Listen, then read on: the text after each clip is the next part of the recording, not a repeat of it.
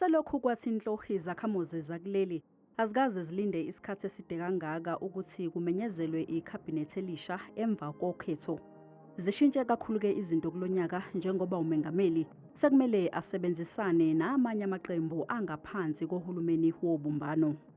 Given the pressure the African National Congress is going through now, perhaps that would become the safest way for them to go into their own internal National Executive Committee, independently take decisions as they see it fit, because they also have other political parties to contend with.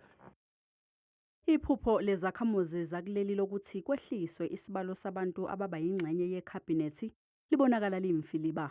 Amaqembu amancane aselaxaze inguyazana yawo azibandakanya nohulumeni wobumbano afuna ukwazi ukuthi i-ANC izosebenzisana kanjani nawo.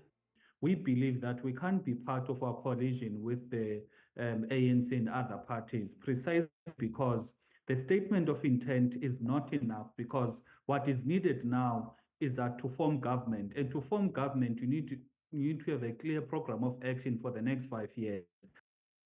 Iqembu i-EFF okubonakala sengathi yilona elingadakula i-ANC kulenzukazi-ke phakathi kwayo ne-DA lithi angeke lisebenzisane nabantu abacasana ngokobuhlanga. Ramaphosa is presiding over a falsehood of what he refers to as a government of national unity. In fact, it must be rejected as the EFF has done.